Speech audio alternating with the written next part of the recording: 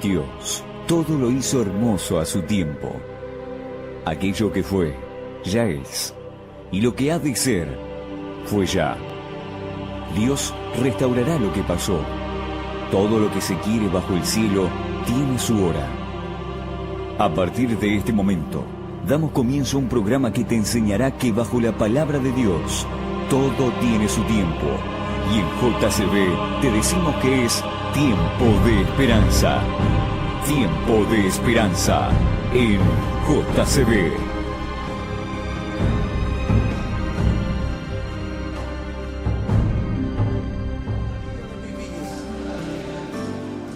Ese es mi deseo. Llévame allá, donde sé que habrá paz, donde tengo que callar para escucharte hablar, donde todo es realidad y el tiempo no existe más. Una y otra vez, al estar yo junto a ti, no me puedo contener. Cuando me miras así, ya no hay nada que decir. Eres todo para mí.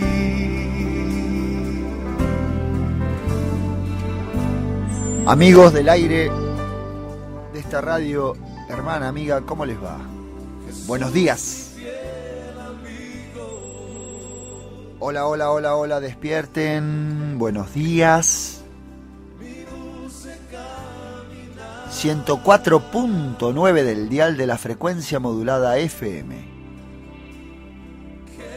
Quien les habla, Walter Buceta. Hoy es sábado. Venimos de más de 7 días de lluvia, casi continua. ¿Qué tal? ¿Cómo les va? ¿Cómo andan? ¿Bien? Ahí atrás del éter alguien estará respondiendo. Hola, ¿cómo andan, amigos? Hola, Jan, ¿qué tal? ¿Cómo estás? Buen día, feliz sábado. Jan Navarro, quien me acompaña hoy. Somos 2 aquí en la mesa. Y atrás del vidrio, Andrés. Gracias, Andrés. El que tiene nombre, apellido de polaco. Sí, de Tano. Bueno, quien les habla, como le... Yo, Buceta, imagínate. Estamos aquí solos en la madrugada. En cadena JCB retransmitimos por especial FM 97.3 Benito Juárez, Argentina, 92.1 San Clemente del Tuyú, Zorobabel AM 1540 Monte Grande. Toda la grilla de esta radio es retransmitida por esas emisoras. También en el www.radiojcb.com.ar nos podés escuchar a través de la internet. Los teléfonos en líneas rotativas donde nos podés llamar y Jan te va a atender, o yo, depende de quién esté al micrófono en el momento. Es el 426-40686. 426-40686 son las líneas rotativas. Raúl Ibáñez, nuestro querido y amado hermano en Cristo, está engripado, así que le deseamos que se restaure enseguida y lo tengamos aquí porque el que más estudia es él, así que... ¡Sí! Bueno, amigos, un sábado más, una mañana más, un día más, o dijera un amigo mío, un hermano en Cristo, un día menos. ¿Un día más para qué? ¿Y un día menos para qué? Un día más para vivir en este mundo, en este reino. Y un día menos, si es que contamos las cosas en tiempo cronológico, para que venga nuestro Señor Jesucristo. El amigo de los pecadores, al que le gusta y al que le gustó y al que le agradó siempre estar con sus criaturas. No caídas y caídas. Nosotros vivimos en un reino a quien hemos dejado, Dios nos los ha entregado, lo hemos estudiado muchas veces en este programa. Dios, nuestro Padre y Creador, nos lo ha puesto en nuestra mano en forma intacta, impoluta, limpio, fuera de cualquier sombra de discusión entre Él y nosotros, fuera de cualquier sombra de digresión entre Él y nosotros. No había nada que nos separara. Adán y Eva hablaban con nuestro Padre como con el mejor de los amigos, con el mejor de los hermanos. Pero ellos decidieron, por engaño propuesto por el enemigo de Dios, entregar este mundo a un camino de impureza y suciedad. Y acá estamos, en este reino gobernado por la maldad. Cuando digo gobernado por la maldad, me refiero a los que aún en este mundo tienen buenas intenciones para gobernar. Porque el espíritu humano, una vez caído, se ha podido levantar de una forma en la que ha propuesto Dios levantarlo. Lo hemos visto, como dije, muchas veces. Génesis 1, 2 y 3, capítulos 1, 2 y 3, porque en el 4 ya comienza a hablar de la descendencia, de las distintas descendencias. Hemos visto las descendencias aquí. Hemos estudiado, les hemos propuesto investigar a ustedes también, junto con nosotros. Siempre les pedimos que tengan su Biblia a mano. O sea que este es un tema que sábado tras sábado hemos venido tratando. ¿En qué lugar vivimos? ¿Y qué es lo que ha dicho Dios de este reino? Hemos leído muchas veces las bienaventuranzas. Hemos leído muchas veces la promesa de Dios Padre al respecto de la persona de su Hijo venido en carne. Lo hemos anunciado acá, lo han anunciado otros amigos, hermanos nuestros, y lo hemos compartido como pan de vida, como pan caliente.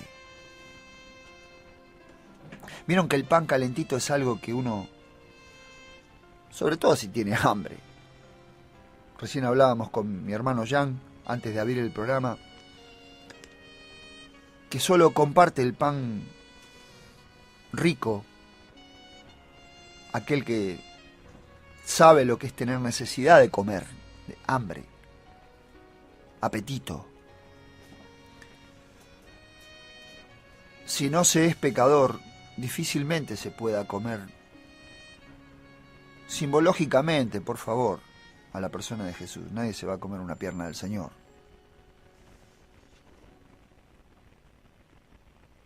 Sé que la analogía es tonta, pero es más gráfica de lo que cualquiera puede imaginar. Así que las cosas están acá en este mundo, gobernadas por la maldad. Tengan sus Biblias a mano. Vamos a andar en el libro de Mateo, capítulo 22. Como les decía, muchas veces hemos leído en el Génesis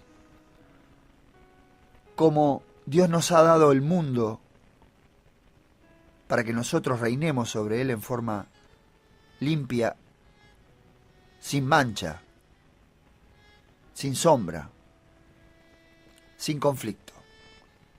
Pero nosotros, en la persona de Eva y de Adán, por las artimañas del enemigo, por las mentiras de él, hemos entregado el reino que Dios Padre nos ha dado en manos de quien representa la maldad. Y los hombres que gobiernan, por más buenas intenciones que tengan, terminan cediendo a sus concupiscencias, a su maldad. Hay un versículo en el Antiguo Testamento que dice: por la multiplicidad de tus contrataciones, te condenaste. Porque los hombres entran a la función de gobierno diciendo, y tal vez, porque nadie puede investigar el alma de una persona, la mente, los pensamientos de una persona, salvo Dios, haciendo la excepción exclusiva de Él, que juzga todas las cosas. Nadie puede intuir las buenas o malas intenciones de un gobernante. Pero los gobernantes gobiernan según leyes preestablecidas o las que van estableciendo. Voy a tratar un hecho que está aquí en el capítulo 22 del libro de Mateo, en el Evangelio de Mateo. Le paso el mate a mi amigo. Gracias, porque estamos tomando unos mates, unos ricos mates. Y vamos a ir leyendo. En el capítulo 22 de Mateo, verso 15, ahí el Señor habla de uno de los componentes del gobierno, de los gobiernos de los hombres. No sé en qué momento el hombre tuvo la necesidad de establecer un valor formal en cuanto al intercambio de las cosas. Qué sé yo hago un trabajo, pinto una pared y le pongo un valor, y ese valor es un valor numérico, 1.000 pesos. Y el hombre ha convenido en que el dinero sea una forma de intercambio. Podemos analizar si está bien, si está mal, no importa. Es así. Es como la gente se relaciona hoy en día. Hay otra que no, hay otra que lo hace con trueque concretamente, qué sé yo, no sé. 1 kilo de pan por lavar la pileta, podríamos decir, o 1 kilo de pan por un zapallo. Bueno, existen otras formas de intercambio, de trueque. Pero el impuesto por los reinos ha ido en el tiempo siendo el dinero. Pero se ha perfeccionado esto. Hoy, si esto que vamos a leer ahora pasara hoy en día, al Señor Jesucristo le dirían, pasemos por el banco y pasemos el plástico en el banco. No doy nombres porque para no hacer publicidad. En el banco, no sé, fulano. En el banco del cielo, pasemos la tarjeta ahí, te voy a mostrar quién es. Sería más difícil porque hoy la cara del César está más oculta. En aquel momento el César estaba impreso en casi todas, acuñado en casi todas las monedas metálicas que se imprimían. Y había reyes que imprimían sus monedas. Pero en este caso en particular, en el que vamos a ver en Mateo 15, lo que se da es esto. Vamos a ir leyendo. Acompáñennos en la lectura con sus Biblias. Mateo 22, 15. En mi Biblia, que es la versión internacional, acá dice el pago de impuestos al César. Entonces salieron los fariseos y tramaron cómo tenderle a Jesús una trampa con sus mismas palabras. Querían enredarlo al Señor en las palabras que Él mismo expresaba, para ver si lo podían desde el discurso encontrar en falta, encontrarle algún agujero al discurso con sus actitudes, con sus acciones. En el 16 dice, enviaron algunos de sus discípulos juntos con los herodianos, los cuales les dijeron, Maestro, sabemos que eres un hombre íntegro y que enseñas el camino de Dios de acuerdo con la verdad. No te dejas influir por nadie porque no te fijas en apariencias. Danos tu opinión. ¿Está permitido pagar impuestos al César o no? Digo, el texto dice, ¿está permitido pagar o no está permitido pagar?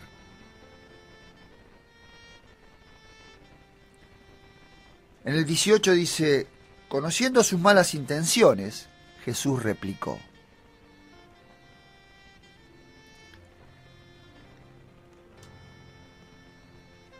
Hipócritas, ¿por qué me tienden trampas? Fa.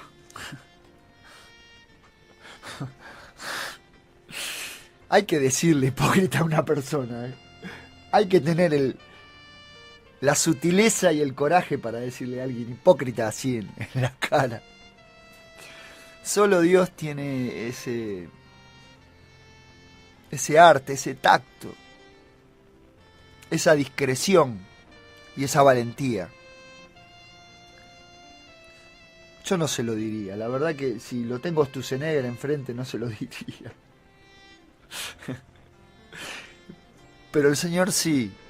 Y espero que si alguna vez Dios en su permiso desde el cielo me pone en una situación así, me dé el coraje, el ánimo salvífico que Él tiene para decirle a alguien que quiera andar por el mal camino, por el camino de humillar a su hermano, me dé también este coraje y este valor. Porque hay que decirle a alguien mentiroso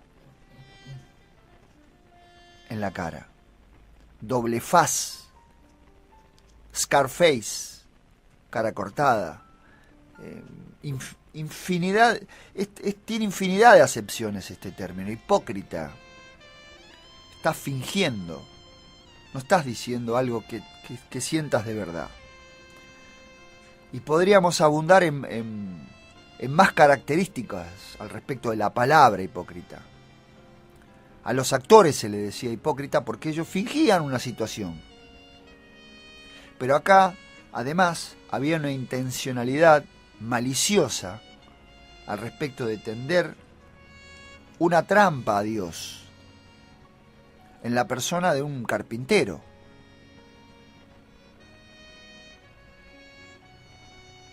Pero en definitiva, tenderle una trampa a Dios. Y una vez más, como en el principio, como en el Génesis, diciendo una supuesta verdad. Danos tu opinión, le dicen ahí en el 17. Es decir, como si le preguntaran de verdad. Es decir, mira, yo quiero saber, dame tu opinión, porque vos te tenemos en cuenta, sos un hombre recto, sos un hombre que anda bien, que es difícil de entender, pero anda bien, sos buen hombre, le dicen. Danos tu opinión, ahí en el 17. ¿Está permitido pagar al César impuestos o no?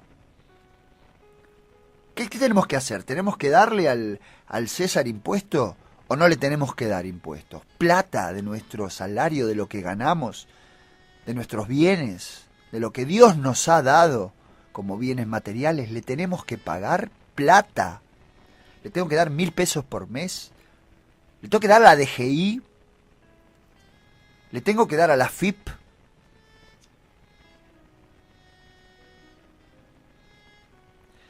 Y el Señor replica. Por supuesto que el texto hace la acepción, para que nosotros no creamos que el Señor era un revolucionario que intentaba subordinar a un poder anarquista sus palabras. No.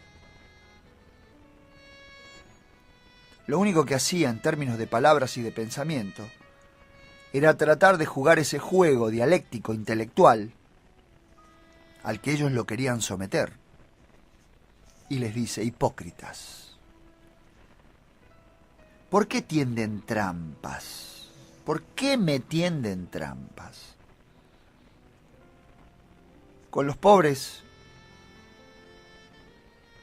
con los que no tienen esta autoridad, los que tienen poder en este mundo se regodean permanentemente. Destrozan vidas como si fueran números escritos en un asiento contable. Y son personas. Juegan con tus bienes, con los míos, con tu esfuerzo, con el mío.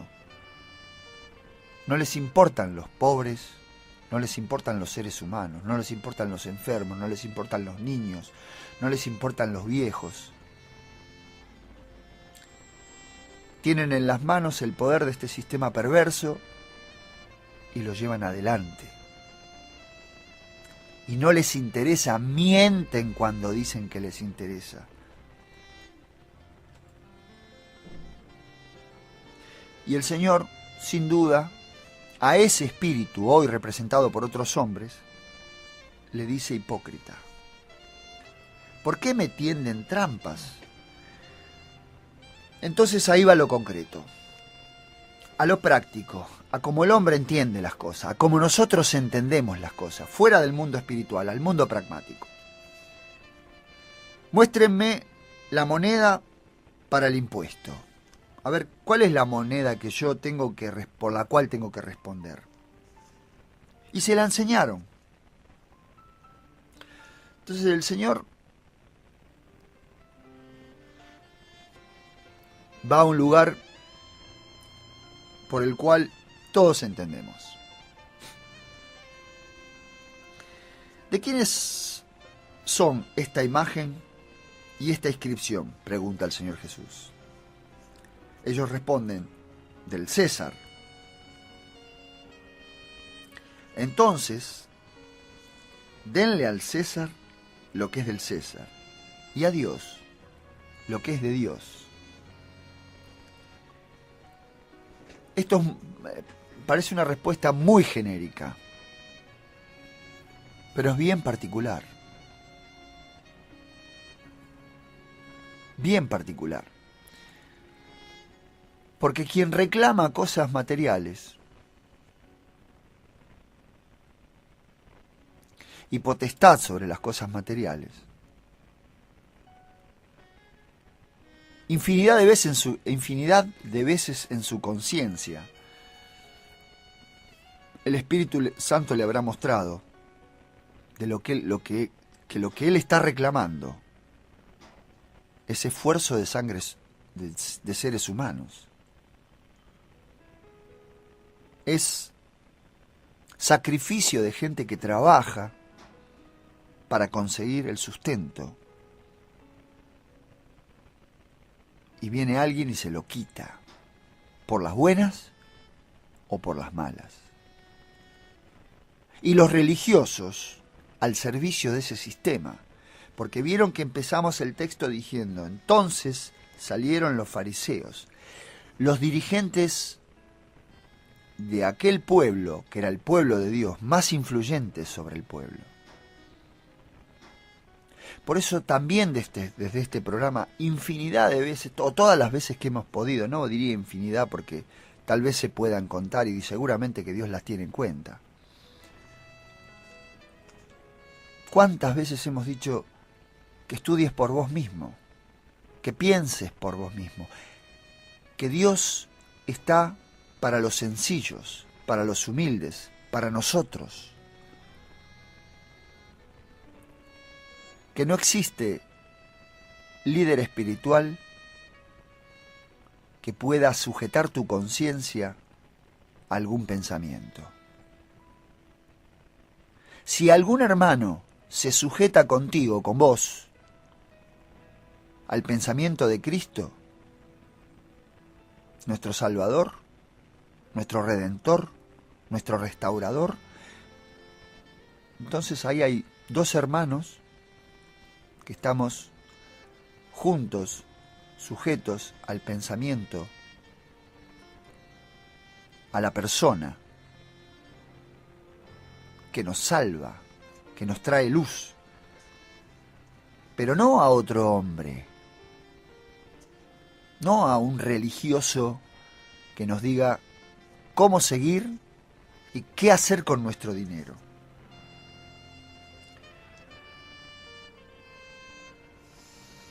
Saben, muchas veces pienso que los cristianos somos Los creyentes en Cristo somos vistos por los que gobiernan y por los que no gobiernan, por los que responden a este reino, como muy peligrosos. Porque Dios nos ha dado un destino a cada uno de nosotros. A cada uno de sus hijos les ha dado un destino de eternidad. Y nos ha prometido el cielo, pero no el cielo como una entelequia, como algo ideal, como una utopía. El cielo como algo práctico. Por eso nosotros, desde este programa que se llama Tiempo de Esperanza, esperamos en este tiempo a que vuelva nuestro Rey, a que aparezca en el cielo en su segunda venida. Y la imagen que aparece en esa moneda, o que apareció, porque no sé si hoy quedarán, por ahí hay alguna acuñada todavía en algún museo con la imagen del César de aquel momento. Pero todo eso va a ser destruido. El cielo no se maneja así. En el gobierno celestial no existen las monedas. Existe la persona de Cristo y hoy hecha carne. Bueno, hermanos, amigos,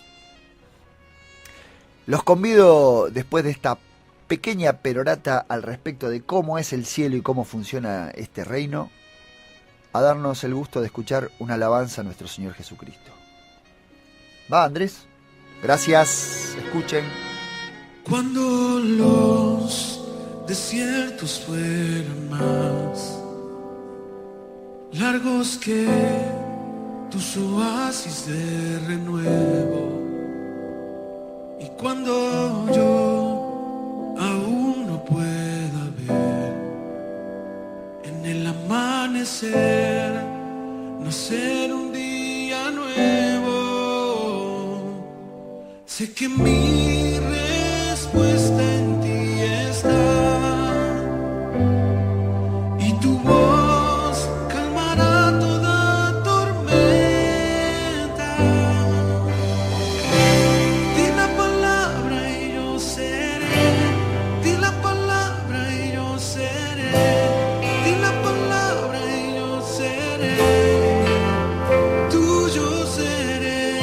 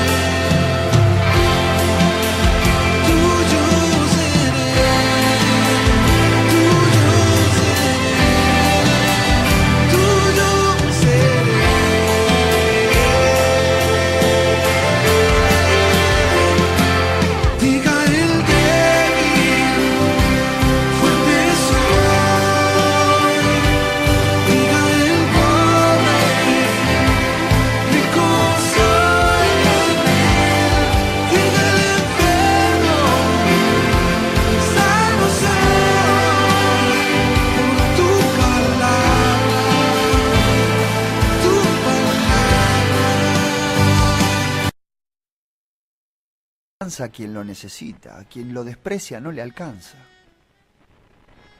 Porque los que vinieron a preguntar terminaron diciendo esto. Al oír esto quedaron asombrados, en el versículo 22 del capítulo 22 de Mateo. Al oír esto quedaron asombrados, así que lo dejaron y se fueron. Yo no sé si estos hombres que vinieron a preguntar de parte de los religiosos, de parte de los curas, pastores de esa época, fariseos, sacerdotes de esa época, vinieron a preguntar en nombre de ellos, a entramparlo a Jesús, a preguntarle por el costo de los impuestos, si era lícito pagárselo al César o no pagárselo. Por supuesto que podríamos ahondar, qué sé yo, no sé. ¿Está bien que la Argentina le paga al Fondo Monetario Internacional? Qué sé yo, es un problema de gente de entre el mundo. Podríamos establecer desde el punto de vista nacionalista, no, porque los recursos de la Argentina los trabajamos, y podríamos hacer un argumento al respecto. De hecho, hay muchos políticos y economistas que lo hacen, pero no es nuestro caso. Yo no quiero eso, porque esa es la manera en el que el mundo ve las cosas. Por eso, como nosotros desde este micrófono te proponemos que vos, como creyente en Cristo, si querés ver las cosas en el costo y en el valor, lo veas en la cruz del Calvario. Porque ese es el pago que Dios ha dado para que a lo que es de Dios vaya a Dios. Él ha pagado y ha dado un costo. Le ha puesto un valor que es infinito. No tiene cálculo. Es como si vos le preguntaras a la madre de un niño fallecido qué valor y qué costo le puede poner a la vida de su hijo, a la vida de un hijo. Como si me preguntaras a mí qué valor le puedo poner yo a la vida de mi hijo, del que Dios me regaló con mi esposa. ¿Qué valor le querés poner a la vida de una de las cosas, una de las personas que más quiero en este mundo? Yo no le puedo poner un valor. Imagínatelo así. Bueno, Dios le ha puesto en juego ese valor, el valor de su hijo. Ese es el costo. Ese es el pago que Dios ha dado en rescate nuestro, sacarnos de la boca de las fauces del dragón, de este mundo de maldad que todo lo ve en términos de economía, en términos de pago. Y así es que nosotros tenemos que ir despeluchando toda esta maraña para saber en qué lugar como hijos de Dios estamos parados. Yo hago mis cosas, voy, vengo, bajo. En lo personal te cuento. Trabajo en la semana todo lo que me es posible. A veces no todo lo que debiera. ¿Por qué no puedo? Porque no tengo ganas. No sé, haría una catarsis contándote la infinidad de problemas que tengo. Y vos tendrás los tuyos. Usted tendrá los suyos. Seguramente. Y Dios está con nosotros, acompañándonos y alentándonos para que nosotros quitemos las cosas de estas cosas. Sí, que nos apesadumbraremos, sí. Nos cansaremos, sí. Nos agotaremos, sí. Pero nuestro yugo es liviano. Miremos al que llevó el yugo más importante, la muerte eterna. Dios no quiere la muerte nuestra como pecadores y aquellos pecadores que están enredados todavía en las cosas del mundo. Déjenlas. Soltala, hermano. Soltá las cosas. Nadie se va a llevar una capa al cielo. Nadie se va a llevar una moneda. Nadie se va a llevar un zapato. Nadie se va a llevar su cuerpo al cielo. Cuando Jesús vuelva y aparezca en el cielo, ninguno de nosotros, ante el anuncio de la venida de nuestro Rey, va a poder agarrar nada. Por eso el Señor recomienda que cuando escuchemos estas cosas, que Él está viniendo y le veamos en el cielo, ninguno de nosotros, si está en el tinglado, baje a buscar algo de la casa. Si está en el campo, aquellos que son campesinos, si estoy en la ciudad haciendo mis cosas, mis trámites, yo no me voy a llevar el renocito que tengo acá, el autito que tengo, no me lo voy a llevar. El Señor me viene a buscar a mí, te viene a buscar a vos. Porque lo que quiere es nuestra persona. Y el valor que tiene esa persona está en la vida y en la muerte de nuestro Señor Jesucristo. En su santa y espléndida vida, puesta en juego y en duda permanentemente por quienes gobiernan y gobernaron este mundo. Voy a leerles algo al respecto de la venida de nuestro Señor Jesucristo. Me quedan 10 minutitos. Y eso está en la primera de Tesalonicenses. Este programa se llama Tiempo de Esperanza porque esperamos este momento que yo, por la gracia de Dios y por la luz del cielo, voy a leer. Pablo le escribía a los tesalonicenses al respecto de ellos porque ellos morían y tenían duda al respecto de la resurrección. ¿Cuándo iban a resucitar? Porque cuándo iban a ver otra vez a Jesús, a ese de que le habían hablado. Ni siquiera lo habían visto como nosotros no lo vimos a Jesús. Bueno. Capítulo 4 de Primera de Tesalonicenses dice: por lo demás, hermanos, le pedimos encarecidamente en el nombre del Señor Jesús que sigan progresando en el modo de vivir que agrada a Dios, tal como lo aprendieron de nosotros. De hecho, ya lo están practicando. Ustedes saben cuáles son las instrucciones que les dimos de parte del Señor. La voluntad de Dios es que sean santificados, que se aparten de la inmoralidad sexual, que cada uno aprenda a controlar su propio cuerpo de una manera santa y honrosa, sin dejarse llevar por los malos deseos, como hacen los paganos, que no conocen a Dios, y que nadie perjudique a su hermano, ni se aproveche de él en este asunto.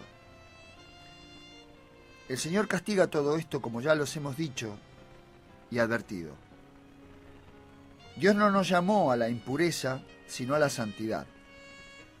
Por tanto, el que rechaza estas instrucciones no rechaza a un hombre, sino a Dios, quien les da a ustedes su Espíritu Santo. Para esto, miren, y continúa en el capítulo 9. En cuanto al amor fraternal, no necesitan que les escribamos porque Dios mismo les ha enseñado a amarse unos a otros. En efecto, ustedes aman a todos los hermanos que viven en Macedonia, claro. No obstante, hermanos, les animamos a amarse aún más, a procurar vivir en paz con todos, a ocuparse de sus propias responsabilidades y a trabajar con sus propias manos. Así les he mandado. Todo esto va diciendo Pablo para llegar al momento en que mientras vivimos todas estas cosas, aparezca la expectativa verdadera de esperarlo al Señor. Y el verso 12 del capítulo 4 de Primera de Tesalonicenses dice, para que por su modo de vivir se ganen el respeto de los que no son creyentes y no tengan que depender de nadie. Todos estos consejos lo da para esto, para este final, para esta conclusión. Y después aparece esto, que era la expectativa genuina, más problemática que le generaba a los tesalonicenses, la muerte, el fin de este reino. Hermanos, no queremos que ignoren lo que va a pasar con los que ya han muerto, para que no se entristezcan, no se entristezcan como esos otros que no tienen esperanza. ¿Acaso no creemos que Jesús murió y resucitó? Así también Dios resucitará con Jesús a los que han muerto en unión con Él.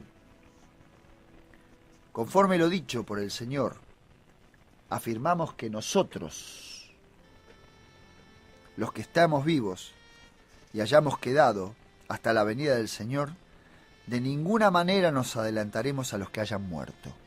Aquí Pablo, él pensaba que lo iba a ver al Señor, que él no iba a descender al Seol, que no iba a morir.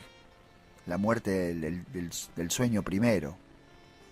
Cuando digo del sueño primero hablo de la muerte que Jesús llama descanso, no de la muerte que murió Él en la cruz del Calvario, que es la muerte eterna. Aquel no quiere que nosotros muramos.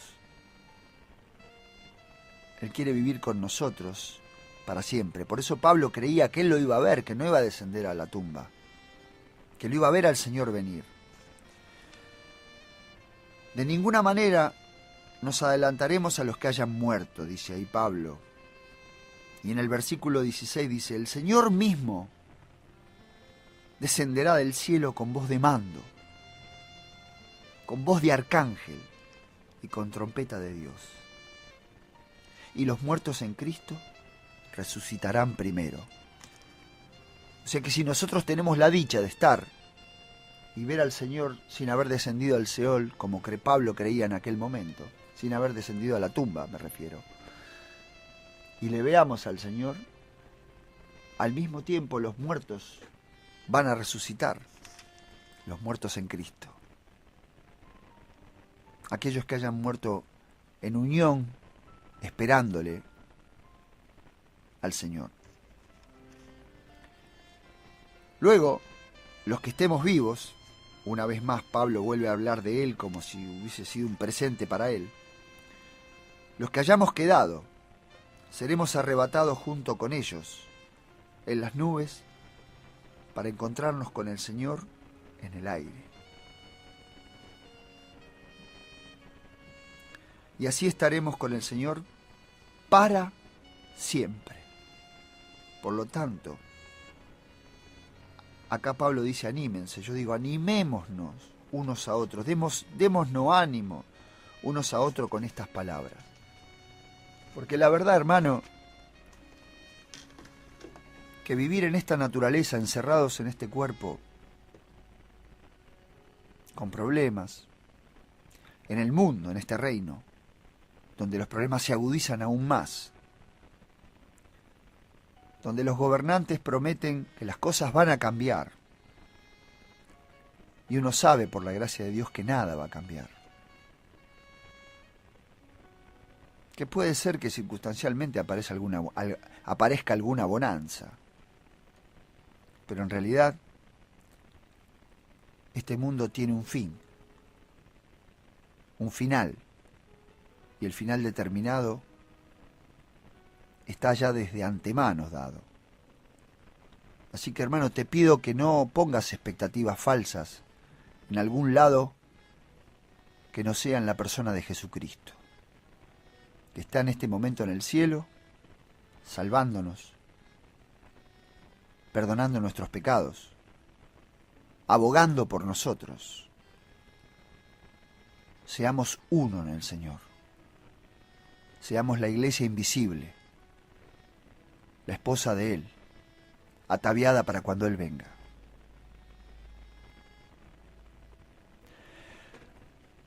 Nos quedan apenas segunditos.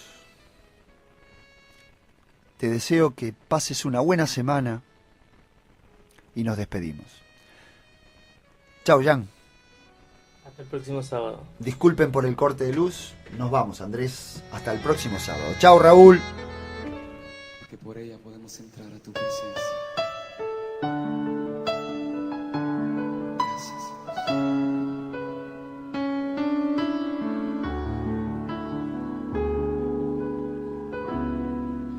Gracias. Gracias por la cruz, oh Dios, el precio que paga.